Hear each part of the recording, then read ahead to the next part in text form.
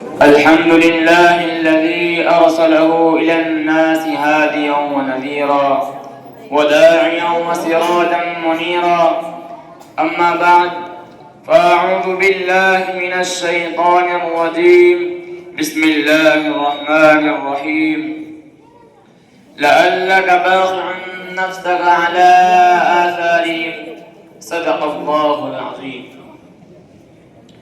وہ لاکھوں سلام اس آقا پر، دل لاکھوں جس نے جوڑ دیے، دنیا کو دیا پیغام سکون، انسانوں کے رخ موڑ دیے. اس محسن عالم نے الیاس کیا کیا نہ دیا ہے عالم کو، دستور دیا منشور دیا، کئی راہیں دی کئی موڑ دیے. جناب صدر اور لائق صد احترام سامعین اکرام، چھٹی صدی عیسوی میں خالق کائنات کی اس طویل و عریض سرزمین پر ایک ایسی دنیا آباد تھی جہاں ظلم و ستم کے آتش فشاں پہاڑوں سے مکروب و مظلوم انسانوں پر وحشت و بربریت کی شعلہ فشانی کا ایک لامتناہی سلسلہ قائم تھا.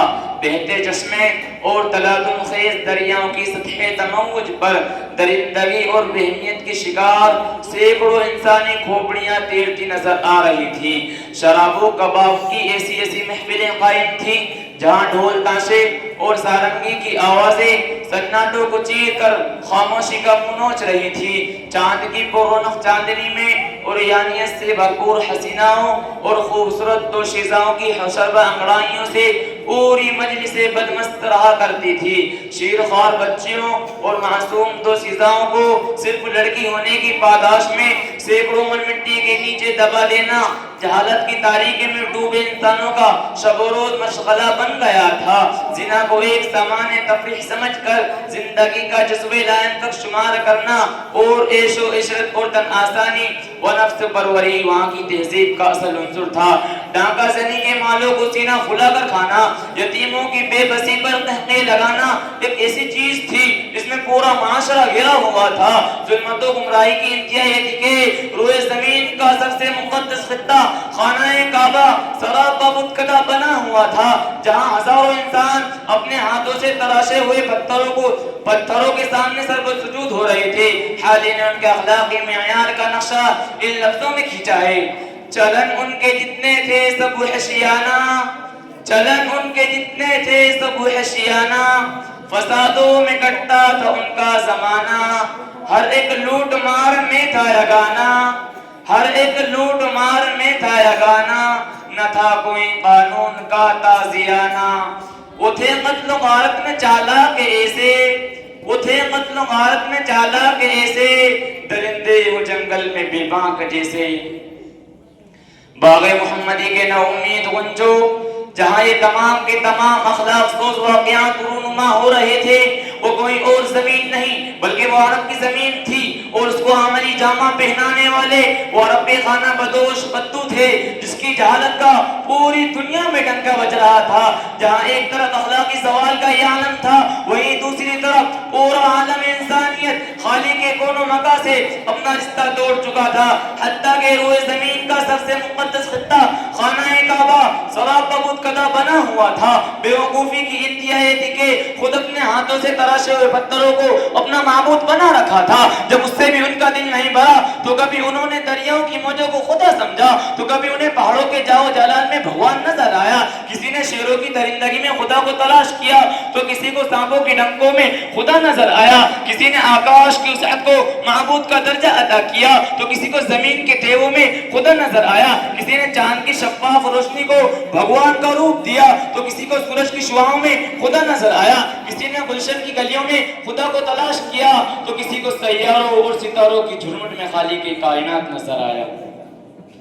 سامعین اکرام، یہ وہ ظلمت و کفر سے لبریز فضا اور سنگلاخ سرزمین تھی جس کی اصلاح کے لیے سرکار دو عالم صلی اللہ علیہ وسلم تشریف لائے. یہ وہ مایوس کن حالات تھے اس میں پیغمبر انقلاب عظیم ترین پیغام لے کر اٹھے. یہ وہ گرما گرم ماحول اور گندی سوسائٹی تھی جس میں سرکار دو عالم صلی اللہ علیہ وسلم نے اپنے انقلابی سفر کا آغاز کیا تھا. ایسے حالات میں اگر ہم اور آپ ہوتے تو شاید تجرد پسندگی کوئی اپنی زندگی کا متاع بے بہا سمجھتے اور اس اخلاق سوچ تہذیب و تمدن سے کنارہ کش ہو کر صحراؤں اور جنگلات کو اپنی پناہ گاہ بناتے، لیکن قربان جائے اس پیغمبر پر جس نے ہلاکت خیز گردابوں سے ٹکرا کر ساری دنیا کے لیے نجات کا راستہ کھولا اور حیوانیت و درندگی سے نکال کر انسانوں کو انسانی صف میں لا کھڑا کیا۔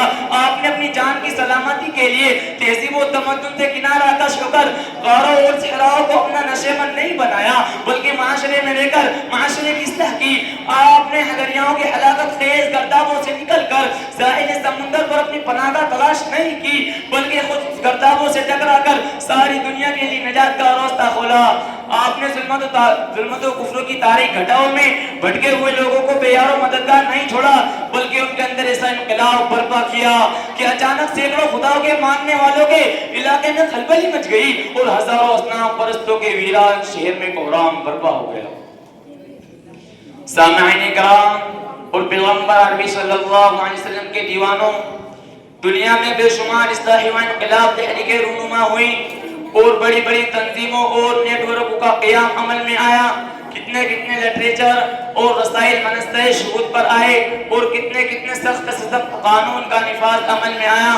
شیریں بیان خطیب، آتش فشاں مقرر نمودار ہوئے، فلسفہ ترازو کا انبو اور سحر اللسان ادباء شعراء کا غیر و پیدا ہوا، رنگا رنگ مذاہب کے بانی و عراقین کا ظہور ہوا اور بڑے بڑے ماہرین اخلاق بھی منبر پر جلوہ افروز ہوئے، مگر تاریخ گواہ ہے دنیا کا کوئی انسان، کوئی لٹریچر، کوئی تحریک، کوئی تنظیم ایسی نہیں جس نے انسانوں کو اوپر سے لے کر نیچے تک، دائیں سے لے کے بائیں تک مکمل طور پر بدل ڈالا ہو۔ انقلاب اگر برپا کیا ہے تو صرف محمد عربی صلی اللہ علیہ وسلم نے، تغیر پیدا کیا ہے تو صرف آمینہ کے لال سرور کونین نے، اور نظام بدلا ہے تو عبداللہ کے جگر کے پارے نے، اور مزاج بدلا ہے تو عبد المطلب کی آنکھوں کے تارے نے۔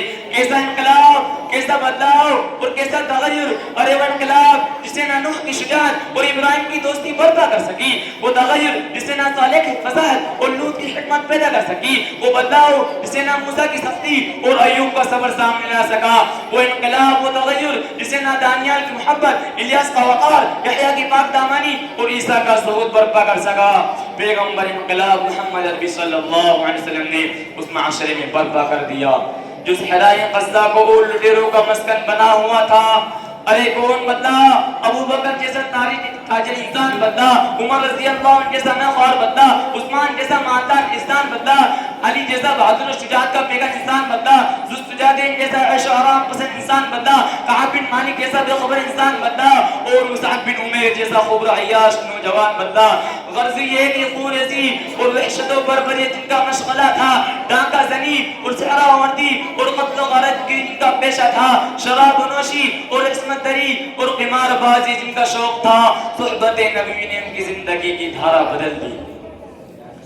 سرکار دو عالم صلی اللہ علیہ وسلم کی زندگی کا سب سے اہم انقلابی پہلو یہ کہ آپ صرف جسمانی ڈاکٹر بن کر تشریف نہیں لائے بلکہ روحانی طبیب بن کر آئے۔ آپ نے صرف ظاہری گوشت پوست کو نہیں سنوارا بلکہ لوگوں کی ضمیروں کی صفائی کی۔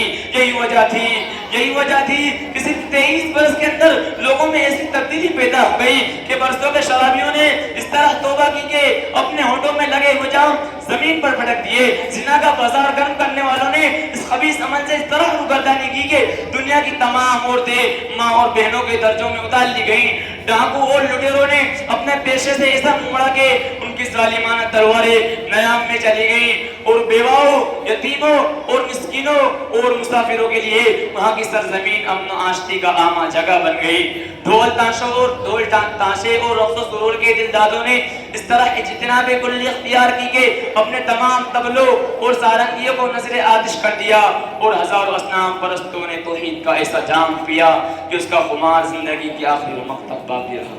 وآخر دعوانا ان الحمدللہ رب العالمین۔